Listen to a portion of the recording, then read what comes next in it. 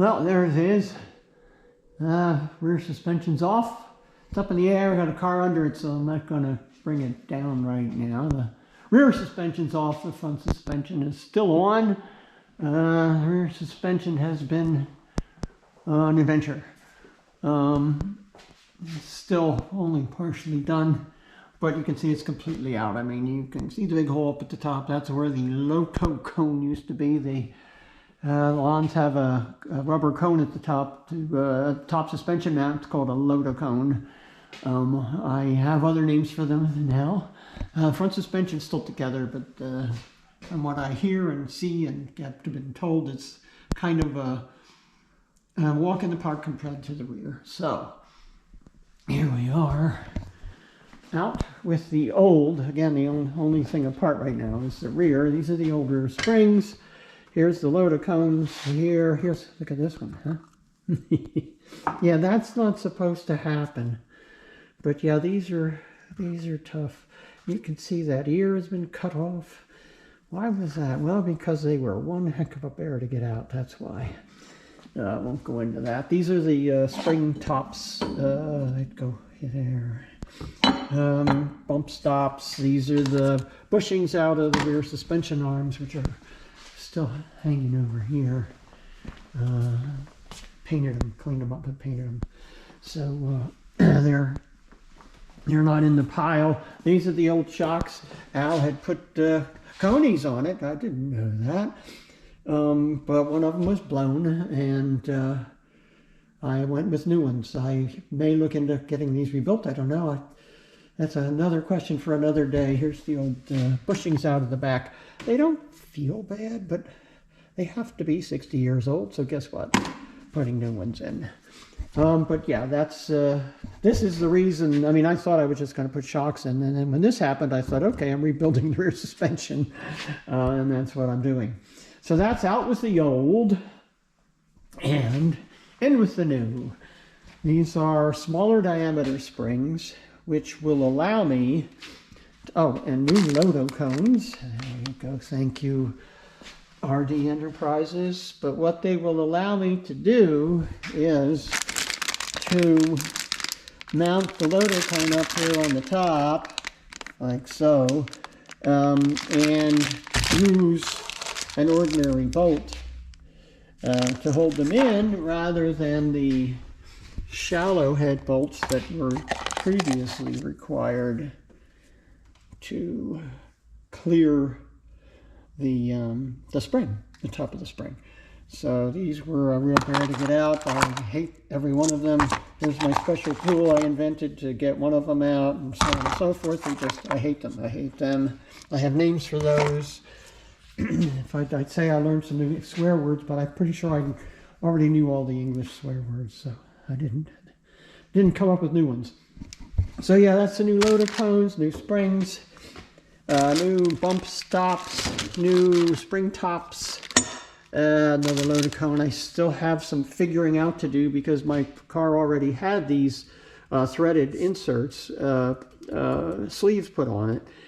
They're a thread that I can't find.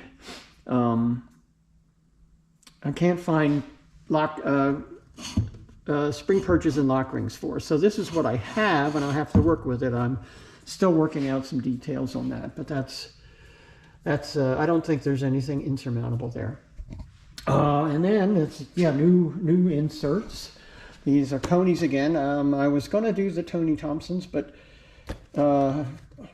RD Enterprises was out of them, and they said mid-February, and I thought, I'm spending a lot of money here, less, for about 5% maybe these added to the total cost, just buy them. So these are adjustable. That's the Coney yellows. Actually, I have Coney yellows on the Porsche.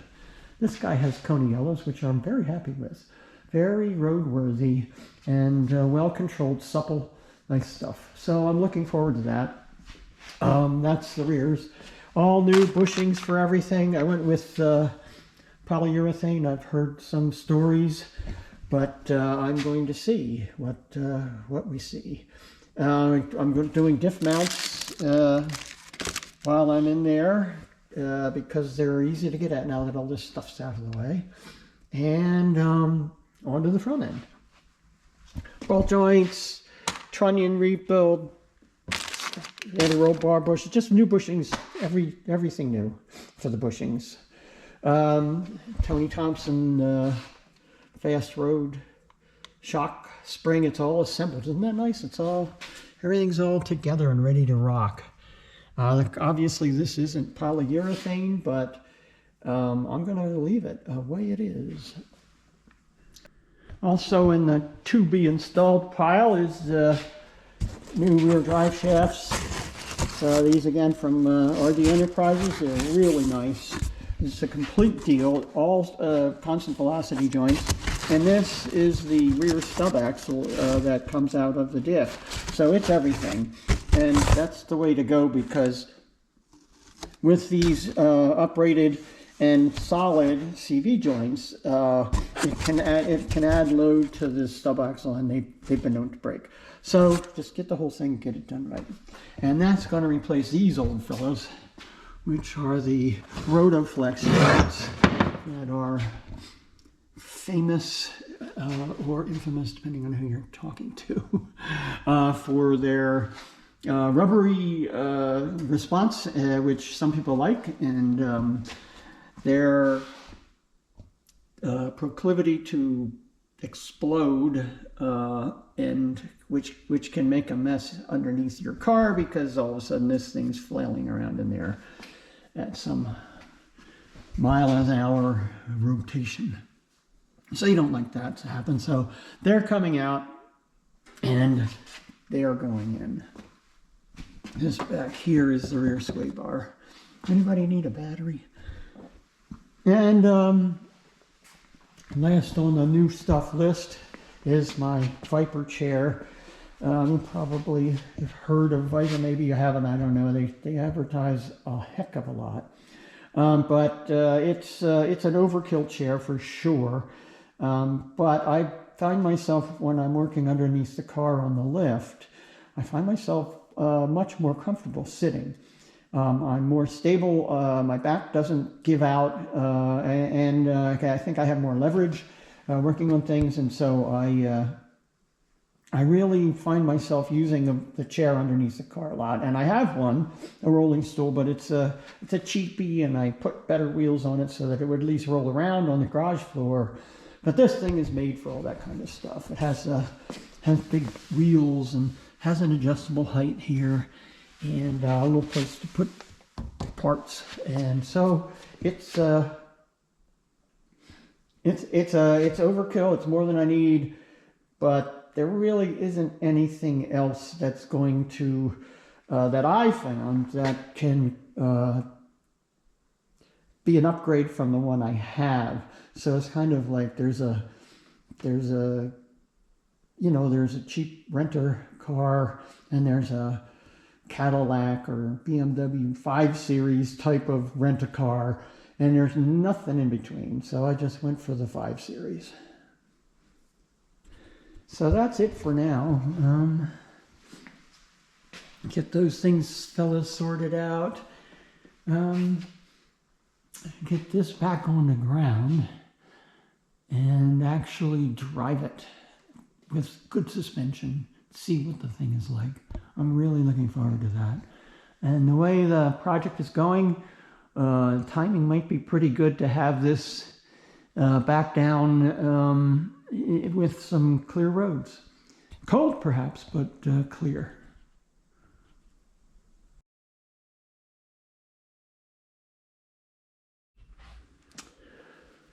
Well, I've just received some news and a new piece of knowledge about Lotus Elan rear suspensions. This is a rear hub carrier / strut assembly. It's an aluminum casting. It's got bearings in here, stub axle. The wheel goes on here. You can see these little pins. It's a pin drive wheel. The wheel has holes in it, goes over these pins, and then there's a nut that screws on there very tightly to hold the wheel on. That's not the problem. The problem is the strut. This is kind of like an early McPherson strut, if you will, And originally the shock absorber was, this was the shock absorber tube, and the inside had seals running against it, and it was filled with oil, etc., etc. There's even welded over in this case, but there's a spot here where fluid could be added. As time went by, things got a little different, and the replacement shock absorber was an insert that screws in. You can see this threaded piece at the top, and there are threads in the top of the strut into which those threads can go. So that's how it went. So the tube would just go right down in there. You just dumped all the guts out of there and slid the new one in. The top screw held the top of the shock in, but what held the bottom of the shock in? Well, a cup at the bottom of this strut, except mine doesn't have one. And if you look, I hope this will show up, but it's been cut off. And I guess the previous owner did that possibly for good reason, or at the time thought it was a good reason. If you insert one of these shocks in here, it sticks out a good bit at the bottom. It's not supposed to. It's supposed to go against that cup that isn't there, and then the top presses, holds it in tightly against that cup. That's how it's supposed to fit. But that's the old new style shock. Here's a new style shock. This is a brand new one that I intended to replace these with because one of these was leaking. This is the new shock. As you can see, the threaded piece isn't there. It's a separate piece.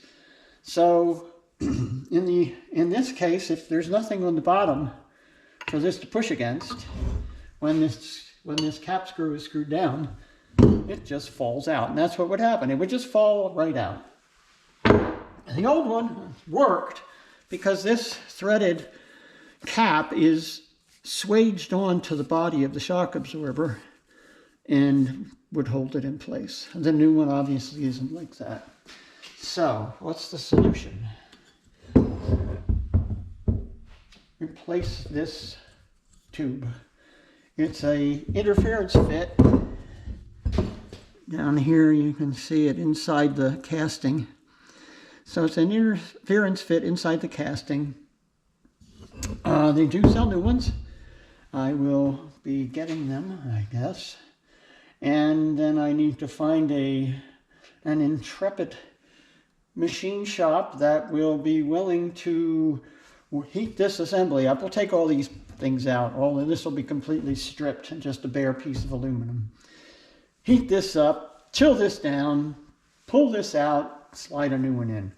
That's our next objective for the rear suspension. And my Lotus Elan education continues.